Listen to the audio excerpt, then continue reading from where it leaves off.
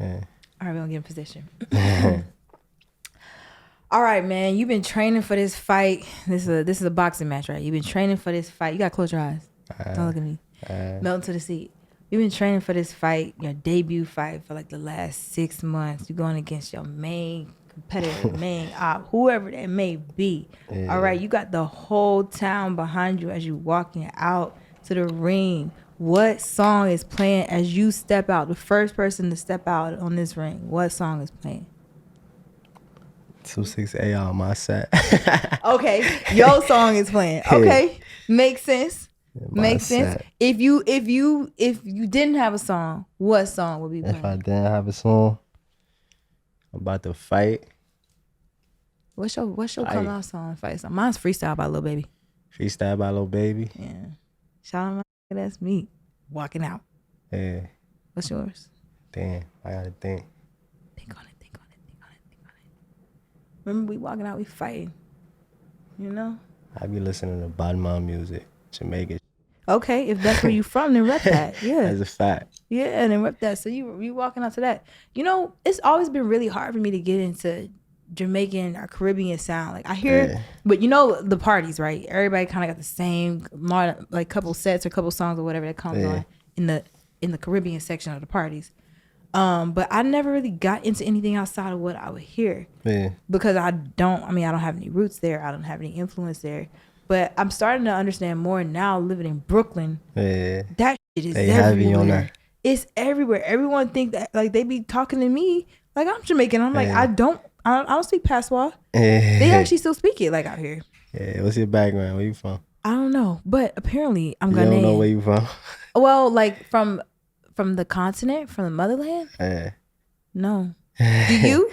Nah. Oh, okay. I'm talking about like as far as your background. Oh, the South, Mississippi. Oh. Yeah, I'm Southern. All right. Very Southern, but I moved around a lot. So I mixed and mingled in a bunch of different Arkansas, Indiana, Delaware, Louisiana, Atlanta, New York, any and everywhere. But my roots were more so Southern music. And even then, like I listened to a lot of Stevie Wonder and Prince, and my parents did. I still listen to them to this day, obviously. But with Prince. Yeah, that's my dad's favorite artist. Yeah, they listened to a lot of funk back then. So it's interesting you talking about kind of like what your parents were listening to or the house you was in. My parents listened to they parents listened to almost. Like I think down south, like it was a little bit of a lag between adopting the new hip hop that was, you know, what New York really had going on. Because, like, really, my dad probably would have been... He had Jay-Z. He had Tupac.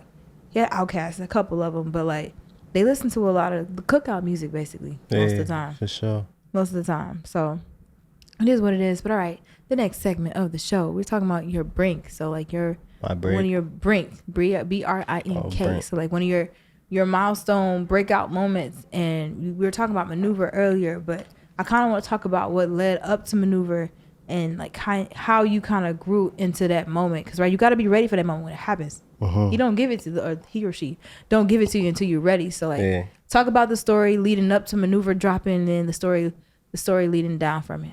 Not down, but leading away. I'm saying, like, it was just a regular song. We made it, like, I'm very consistent in the studio. Like, I just be making mad songs. So I just thought, when me and Rocco made it, shout out to Rocco, he on that song too.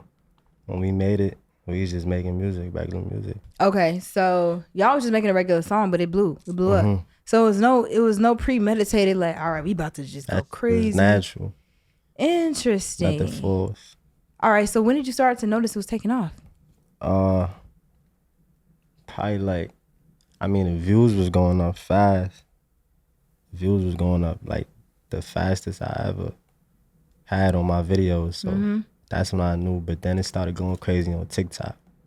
You know, TikTok. That was around what time was that? It dropped around the ending of 2020, I think. Yeah, like pre-pandemic. It started going up on TikTok like a year later though. Not pre-pandemic, but okay, but in the middle of the pandemic, it was going up. Yeah. What led to it going up on TikTok? I didn't know it went up on TikTok like that. I think it might have been Ash NYC here TikTok up. he made like a little funny skit about it, like about girls saying it, like Trisha. Yeah, Trisha. Yeah. That's where that came from. Yeah. Yeah. Okay, so really, you kind of got you, just like Ice Spice had that much. Yeah. You made Trisha. Yeah. Yeah. So that's okay. Now it makes sense. Yeah. All right. So leading off of that brink though, how did you leverage the momentum from that to build into what you had coming next after that? I just kept the same like mentality, like just keep going, keep dropping. I feel like I should have focused more on maneuver, but I ain't do that. I just kept going. Yeah. Yeah. I mean, the people did it for you. Yeah, for sure. Yeah, don't think about it like that. But I could have helped though more. Yeah, if you may have gotten involved in one of the skits or something. Are you just focusing on that song type? Yeah, I wasn't really focused on that song. You're not necessarily a social media. And I like a skit person. Yeah. I'm not either. I mean, unless I'm like doing this, but I'm not about to just sit there and think of random things just to say for fun. Yeah. Okay, that makes sense then. For sure. All right, so then leading off of that though, where that really was, let's say maybe a year and a half ago then. Probably like 2 years. Yeah. All right, so how long you been with Def Jam? Probably like a year, couple months. Okay. All right. So let's talk about what you have next coming with them. Yeah. So what's next from 2016? I'm saying there's a lot of things, a lot of content, stuff, freestyles. I got I'm about to drop my debut album with them too. Yeah. I was gonna say, so this is gonna be the big debut, right? Yeah. All right. And the debut album, y'all, is like big producers, big, they come in big everything, big visuals. Yeah. Did you already have a track off of it yet come out? Nah. Okay, so I'm not behind. Good. I just want to make sure. So I'm like trying to do my homework, but I didn't see it yet. All right, so your big debut. I think I might drop an EP first and then do that though. Okay. Yeah. That's smart. Yeah. So all right, well, let's talk about the EP then. Yeah. What do you want people to leave this what do you want people to get from this EP? Like, as far as how you grown from maneuver to now, like, are you trying new sounds? Like, what you gonna give us on this? Yeah, I'm trying to like mix it up. Feel me, new sounds. I'm messing with new producers now, like bigger producers and shit like that, and a couple features too. I heard you was in Atlanta. Yeah. OG Parker and them. Yeah. Cheese Beats, OG Parker. How you like being on them beats? I with them. Yeah. Yeah, they show love. That wasn't your first time in Atlanta, right? Yeah, it was. It was? No wonder you didn't want to leave. Yeah. Atlanta, I'm saying the vibe, it's collaborative. Yeah, like I was just in the studio and they was just walking in. Yes. Just hearing me, just like, yo, hop on this. Yes. And I was just hopping on. Like, that don't happen nowhere else, don't it? I don't know. I thought everything was like that when I got here, or even when I be in LA. Like, Atlanta it means so much to music culture because it's this kind of place where you could be in a room like right now and shoot. I mean, not Jermaine Dupri, but the next Jermaine Dupri walking in, and now y'all already tight. So then you sitting there, y'all both bad boys again all over again because y'all know each other from 5 years ago in the studio.